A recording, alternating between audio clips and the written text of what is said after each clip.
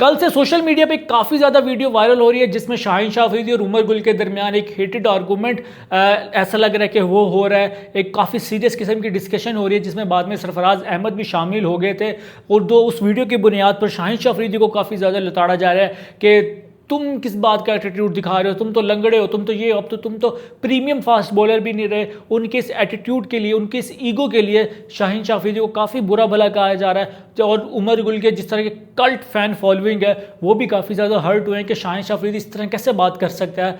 तो उसकी जो असल वजह है वो सामने आ गई है और उमर गुल ने खुद क्लैरिफाई किया है कि जो आप लोगों को लग रहा है ये हीटेड आर्गूमेंट है, ऐसा कुछ नहीं है। असल वजह मैं आपको भी बताता हूँ कि असल रीज़न क्या है, इस जो एक वीडियो वायरल हो रही है उसकी असल रीज़न क्या है। तो बात है दूसरा टेस्ट पाकिस्तान बामुकाबला बांग्लादेश के पहले रोज़ की, जब हसन अली बॉलिंग कर रहे थे और अपनी बॉल पर कैच करने की जब कोशिश करने लगे तो वो इंजर्ड हो गए, उनका सर पिच पर लगा, तो जिसकी वजह से वो कंकशन उसका शिकार हो गया और जिसकी वजह से वो ग्राउंड छोड़कर बाहर चले गए। और जो आखिरी बॉल रहती थी वो सलमान अली आगा ने की। तो ये उस वक्त किया जब हसन अली ग्राउंड में लेटे हुए थे। तो सबसे पहले शाहीन शाह अफरीदी भागता हुआ आया, उसने देखा कि मेरा शहजादा, मेरा प्यारा फास्ट बॉलर को क्या हो गया, मैं जाकर देखूं। तो वो सबसे पहले ग्राउंड में वो गए। तो उमर गुल की कोच वगैरह, कोचिंग स्टाफ नहीं गया, जो मेडिकल वाला स्टाफ है वो गया और शाहीन शाह अफरीदी गए। तो फिर शाहीन शाह अफरीदी बाहर आकर एक्सप्लेन कर रहे थे कि क्या हुआ। शाहीन शाह अफरीदी ने आकर बताया उमर गुल को कि उसको कंकशन का शिकार हो गया, उनके सर पर चोट लगी है।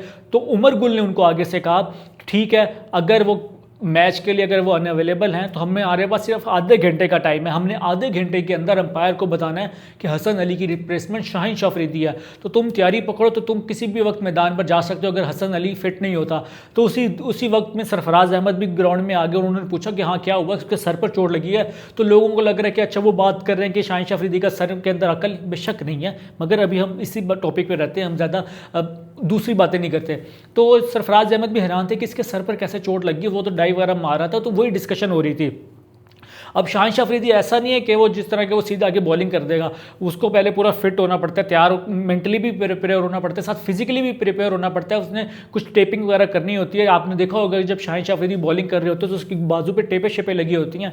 अब ये कोई फिजियोथेरेपिस्ट अगर को देख रहे हो तो ज़्यादा अच्छे तरीके से एक्सप्लेन कर सकता है। अब हम साफ़ी, हमें तो इसका इतना ज़्यादा पता नहीं है कि कौन से मसल पर क्यों टेप लगाई जाती है, क्या होता है। तो शाहीन शाह अफरीदी टेप करके बॉल करते हैं। तो उमर गुल ने शाहीन शाह अफरीदी को कहा कि तुम जाओ, जाके तैयारी पकड़ो, टेपिंग वगैरह करनी है तो करो।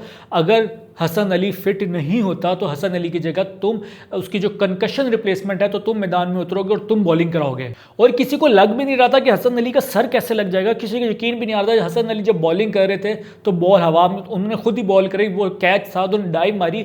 तो वो जब आप डाइव मारते हो तो अक्सर आपका शोल्डर लग सकता है नीचे, ये इस तरह की इंजरी वगैरह हो सकती है, अल्लाह ना करे हमारे किसी बॉलर को हो। तो उस हसन अली ने अपने आप को कंट्रोल नहीं कर पाया, उनका सर जाकर पिच पे लगा।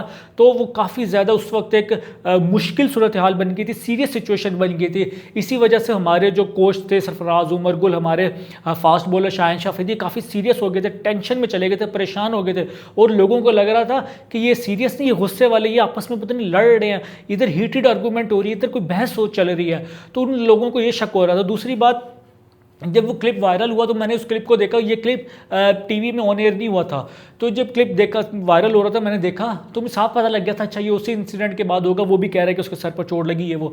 अब वो लोग वायरल कर रहे हैं जिन्होंने मैच देखा ही नहीं है। भाई तुम लोगों का क्या काम, या तो आप लोग पूरा टेस्ट मैच देखो, फिर आप आके डिस्कशन जो ना शाहीन शाह अफरीदी को लताड़ो। अब लोग कह रहे हैं कि उमर गुल कह रहे हैं कि शाहीन शाह अफरीदी को कि जाओ जाके ना ग्राउंड में पानी लेकर जाओ, मेरे प्लेयर्स के लिए गर्मी कितनी, जाओ पानी लेकर जाओ। तो शाहीन शाह अफरीदी कह रहे हैं मैं नहीं जा रहा हूँ, सीधा अंदर पवेलियन की जानिब चला गया, उसने मना कर दिया। तो सरफराज अहमद आया, वो भी कह रहे हैं कि ये पागल है, इसके पास अकल नहीं है, ये क्यों नहीं लेके जा रहा पानी। और नीचे कमेंट्स में शाहीन शाह अफरीदी को गालियां पड़ रही है कि इसमें किस बात का एटीट्यूड आ गया, इस लंगड़े को क्या हो गया, ये क्यों नहीं लेके जा रहा पानी।